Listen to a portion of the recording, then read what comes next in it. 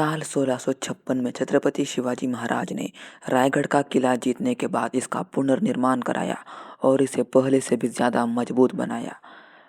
और साल 1657 में उन्होंने अहमदनगर, जिसका नाम आज अहिल्यानगर है, और जुन्नर के पास स्थित कई सारे मुगल ठिकानों पे छापे मारे और उन्हें मराठा साम्राज्य मतलब हिंदवी स्वराज्य का हिस्सा बना दिया, जिसकी वजह से औरंगजेब अत्यंत क्रोधित हो उठा और उसने छत्रपति शिवाजी महाराज के खिलाफ युद्ध करने के लिए नासिरी खान को भेजा। लेकिन नासिरी खान भी असफल रहा। तब उसने अपने मामा और एक प्रमुख सेनापति शाइस्ता खान को भेजा, लेकिन साल 1660 में शाइस्ता खान भी छत्रपति शिवाजी महाराज से हार गया।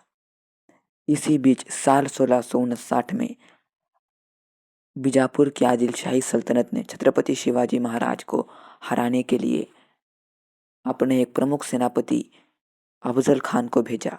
अफजल खान शरीर से अत्यंत विशालकाय और ताकतवर था।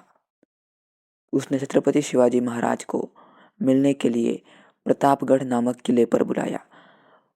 छत्रपति शिवाजी महाराज जानते थे कि अफजल खान ज़रूर कुछ ना कुछ धोखेबाजी करेगा, इसीलिए उन्होंने अपने राजशाही वस्त्रों के अंदर एक मजबूत कवच पहन कर रखा था और अपने हाथों की उंगलियों में उन्होंने बाघनख पहन कर रखा था। और जब छत्रपति शिवाजी महाराज प्रतापगढ़ किले में अफजल खान से मिलने गए, तब अफजल खान ने छत्रपति शिवाजी महाराज पर वार किया। लेकिन उसी वक्त छत्रपति शिवाजी महाराज ने अपने उंगलियों में छिपे बाघनख से औरंगजेब को मार दिया। लेकिन तभी सैयद बंडा ने छत्रपति शिवाजी महाराज को मारने की कोशिश की, लेकिन छत्रपति शिवाजी महाराज के अंगरक्षक ने, जिसका नाम था जीवा महाला, उन्होंने सैयद बंदा का हाथ ऊपर के ऊपर ही काट डाला।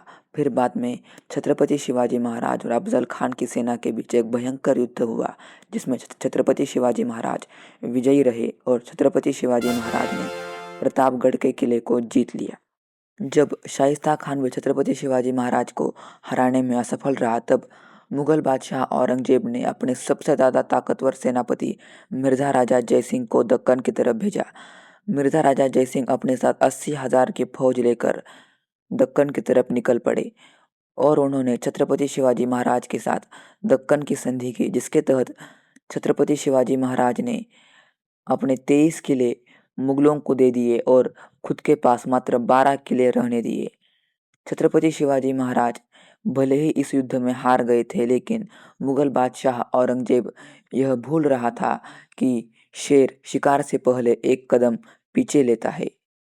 पुरंदर की संधि के बाद मिर्ज़ा राजा जयसिंह ने छत्रपति शिवाजी महाराज को यह वचन दिया कि अगर छत्रपति शिवाजी महाराज आगरा के दरबार में हाजिर हो गए तो फिर कोई भी मुगल सैनिक या फिर औरंगजेब छत्रपति शिवाजी महाराज या फिर उनके किसी भी सैनिक को नुकसान नहीं पहुंचाएगा। इसी वजह से 11 मई साल 1666 में छत्रपति शिवाजी महाराज आगरा के दरबार में हाजिर हुए।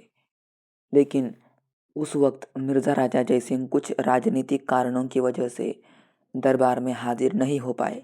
इसी मौके का फायदा उठाकर मुगल बादशाह औरंगजेब ने छत्रपति शिवाजी महाराज का खूब अपमान किया। लेकिन उस वक्त दरबार में मिर्ज़ा राजा जयसिंह के पुत्र राजा राम सिंह उपस्थित थे। जब औरंगजेब छत्रपति शिवाजी महाराज का अपमान कर रहा था, तब राजा राम सिंह ने कहा कि अगर आप छत्रपति शिवाजी महाराज का अपमान करेंगे तो फिर आपको हमसे युद्ध करना पड़ेगा। इस बात से नाराज होकर औरंगजेब ने छत्रपति शिवाजी महाराज को तो नज़रबंद किया, लेकिन साथ ही साथ राजा राम सिंह को कुछ महीनों के लिए दरबार में आने से पाबंदी लगा दी। छत्रपति शिवाजी महाराज को नज़रबंद करने के बाद छत्रपति शिवाजी महाराज की जान को खतरा है, यह बात राजा राम सिंह जानते थे। इसलिए उन्होंने छत्रपति शिवाजी महाराज को आगरा कैद से निकलने में मदद की। फिर बाद में उन पर यह आरोप सिद्ध हुआ और फिर राजा राम सिंह को और भी लंबे समय के लिए दरबार में आने से मना कर दिया गया। और इधर छत्रपति शिवाजी महाराज अपनी चतुराई के कारण आगरा के किले से निकलकर वापस अपने साम्राज्य में आकर पहुंचे और फिर एक बार मुगलों के खिलाफ लड़ाई लड़के अपने साम्राज्य के सारे किलों को वापस हस्तगत करना शुरू किया।